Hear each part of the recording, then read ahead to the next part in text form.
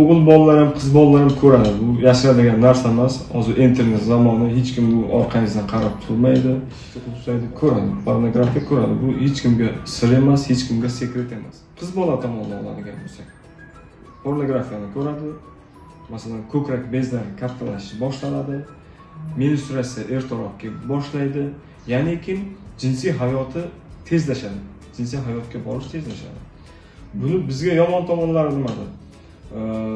Bu chanoq son. Assalomu alaykum. YouTube'da bizni ko'radiganlar. Pornografiya nima degani? Internet rivojlangan sari butun dunyo bo'yicha internet rivojlanib boryapti. Shu bilan birga bu ijtimoiy tarmoqlarda pornografiyalar ko'payib bormoqda.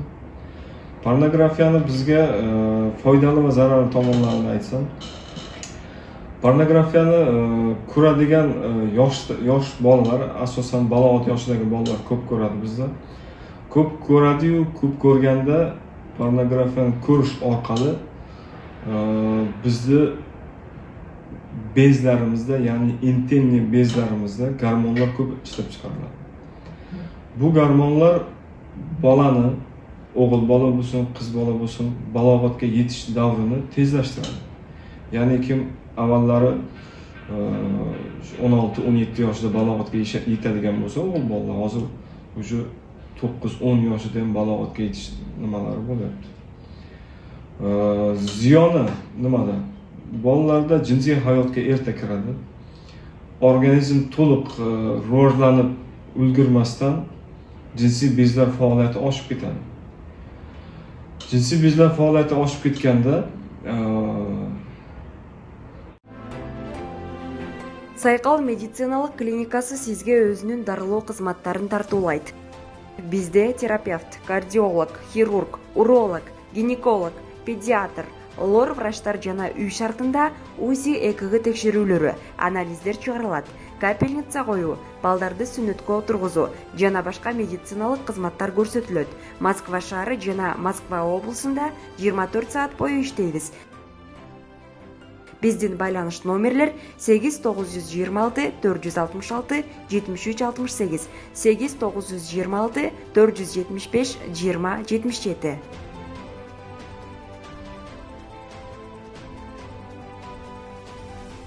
Ularda qanday desam, jinsiy hayotga moyilligi ham oshadi. Jinsiy hayotga moyilligi oshadi. Bola odam organizmida jinsiy bezlar faoliyati oshganda odam organizmining o'sishi sekinlashadi. Jinsiy bezlar faoliyati oshsa, boshqa bezlar faoliyati kamayadi. Balog'atga yetish yoshi tezlashadi. Boshqa gormonlar sustlashganligi sababli odamlarning masalan bo'y uzunligida, organizmning shunga tayyor bo'lishida sekinlik bo'ladi. Ya'ni kim hozirgi ko'p uchraydigan bizda muammolardan bittasi ayollarda oladigan bo'lsak, ya'ni xotin qizlarda o'g'il bolalar ham qiz bolalar ham ko'radi. Bu yashiradigan narsa emas. Hozir internet zamoni, hech kim bu orqangizdan qarab turmaydi. Yotadi, eshikni qo'yib ko'radi, pornografiya ko'radi. Bu hech kimga sir emas, hech kimga sekret emas. Qiz bola tomonidan oladigan bo'lsak, pornografiyani ko'radi. Masalan, ko'krak bezlari kattalashish boshlanadi. Menstruatsiya ertaroq kelib boshlaydi. Ya'ni kim jinsiy hayoti tezlashadi. Jinsiy hayotga borish tezlashadi. Qizlarda, xotin-qizlarda nima bo'lishi mumkin? Tug'ishda muammolar bo'ladi. Ya'ni kim bachadon yaxshi rivojlanmagan toki rivojlanib ulgurmasdan jinsiy bezlar faoliyati oshib ketgan bilan balog'atga yetib qolgan. Undan tashqari chanoq suyaklari tug'ishda juda katta ahamiyatga ega. Chanoq suyaklari ham yaxshi rivojlanmagan bo'ladi. Chanoq suyaklari kichik bo'lib qoladi. Ana unda hozir juda ko'p bizda tug'ilyapti bolalar. Chaqaloqlarning boshi qisilgan holatda, ya'ni bu ko'p holatlarda kefalogematomalar bo'ladi.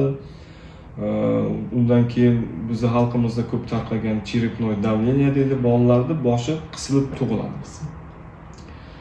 Ana undan keyin yana ko'krak bezlari, masalan, ko'krak bezlari to'liq rivojlanmagan holatda bo'ladi. Ya'ni kim chaqaloq qilgandan keyin ayollar bolalarni emizish kerak, sut bilan boqish kerak. Ko'krak bezlari to'liq rivojlanmaganligi sababli ulardan sut kelishi kam bo'ladi. Sut kelishi kam bo'ladi. Ana undan tug'ilgan chaqaloqlar ham ana unda rivojlanishi kam bo'ladi. O'g'il bolalarda bo'ladigan bo'lsak, ularda ham bo'y o'sishdan qolishlar holatlari bo'ladi. Ertaroq rivojlanib jinsiy balog'atga yetib qoladi. Avvalgi odamlarimiz baquvvat kattaroq bo'ladigan bo'lsa, kundan kunga odamlar maydalashib boraveradi. Ya'niki jinsiy bezlar faoliyati oshganda organizm o'sishdan to'xtaydi. Ya'ni juda sust bo'ladi o'sish, o'sha balog'atga yetgan bo'ladi. Mana shunaqa ziyonlari bor. Gormonlarning buzilishidan olib kelayotganda, albatta gormonlarning buzilishiga olib keladi. Psixotrop gormonlarda ham ancha o'zgarishga olib keladi. Testosteron bizda erkaklarda yayishniklarida testosteron hosil bo'ladi. Prostatalardan jidkislar chiqadi, shu testosteronni olib borib urug'lanishga yordam beradigan. Bu gormonal balans o'zgarib ketganda ko'payish holatlari bo'ladi. Qanday? Albatta pornografiya ko'rgandan keyin o'zini qondirish kerak. Qondirish, masalan, qo'l orqali qondirish bo'ladi. Masalan, hozir ko'p yoshlarda nima deydi, bir tartibga olish ham qiyin bo'lib qoldi. Boradi, boshqa joylarga boradi, jinsiy kasalliklarni yuqtirib oladi, hali o'zi tushunib yetmasdan. Umuman pornografiya ko'rishning zararlari juda katta. Uni ochib bir tema qiladigan bo'lsak, juda ko'p bo'laklarga bo'linadi. Mana bu gormonal o'zgarishlar bo'ladi, jinsiy o'zgarishlar bo'ladi, balog'atga yetish davri to'liq bo'lmasdan qoladi. Shunaqa o'zgarishlar bo'ladi. Unaqalar ham bor. Uylanganlar bor, ayollar bor, erkaklar bor. Hammasi pornografiya ko'radi. Bu masalan bizda xalqimiz ko'proq yopiq kiyinib yuradi-da. Masalan, bizda xalqimiz keladigan bo'lsa, Rossiyaga keldi, Yevropaga keldi, chet davlatlarga chiqdi, ochiq-sochiq kiyinish ko'p. Mana bunda jinsiy gormonlar faoliyati oshadi. Biz chunki ko'zimiz o'rganmagan unga ko'rishga. Mana undan keyin pornografiya ko'radi, boshqa bo'ladi. Nima balog'atga yetgan katta odamlarni, katta yoshdagi odamlarni oladigan bo'lsak, nima ziyonlari bor deyishimiz mumkin. Ularga ham gormonlarga bog'laymiz. Qanday gormonlarga? Gormonlar faoliyati oshadi. Gormonlar faoliyati oshgandan keyin erkak organizmi ham, ayol organizmi ham. Erkaklarda masalan erkakda gormon oshsa, ayollarda ayollik gormoni oshsa, ya'niki to'kday plyusga minus kerak. Bir-biriga jinsiy aloqa bo'lish kerak. Jinsiy aloqadan keyin u gormonlar normallashadi. Mana bu ko'proq bizga uchraydigan nima bemorlarda oladigan bo'lsak, pornografiya ko'rgan, uni aytishga ko'pchilik uyaladi. Zastoy deydi, zastoy deb aytsak bo'ladi, shunaqa tushuntirib. Spermalarning yig'ilib qolish holatlari ko'p bo'ladi. Prostataga albatta nagruska bo'ladi bu. Keyin kerakli vaqtda shu gormonlarni ajrata olmasligi mumkin. Keyin ayollarda ham xuddi shunaqa. Ayollarda ko'proq bachadonda o'zgarishlar bo'ladi. Bu gormonlar hisobiga. Ya'ni bachadon eroziyalari bo'lishi mumkin, miomalar bo'lishi mumkin. Tuxumdonlarda kistalar bo'lishi mumkin. Ana shuning uchun imkon qadar pornografiyalarni ko'rmaslikka harakat qilish kerak. Pornografiya ko'rgandan keyin xohlaymizmi yo'qmi, bizning organizmimizda gormonlar ajraladi. Bu gormonlarni sarf qilish kerak. Sarf qilish bizning endi mentalitetimizga to'g'ri kelmaydi. Masalan, Yevropa davlatlarida, boshqa davlatlarda tanishgan odam bilan jinsiy aloqa qilib ketaveradi. Bizda unaqa musulmonchilikda unaqa yo'q, unaqa to'g'ri kelmaydi. Eng yaxshi yo'li shu pornografiya ko'rishdan saqlanish kerak, odam o'zini shunaqa yomon nimalardan saqlash kerak. Bu Sababi avvalambor avvaldan ko'rishga o'rgangan. O'sha miyamiz, bizni boshimiz shunga o'rgangan. Shunaqa bemorlar ham, patsientlar murojaat qiladi-yu. Даже nima jinsiy quvvati pastlashib ketgan. U qanaqa deb tushuntirsam ekan sizga, bu internet olamiga kirib ketgan. O'zini ayolida bo'lsin, nimasida bo'lsin, shu pornografiyada ko'rgan nimasini xayolda shu. Bu juda katta ziyon. Yo'q, yashashda unday emas-ku. Hayotda unaqa emas. O'zini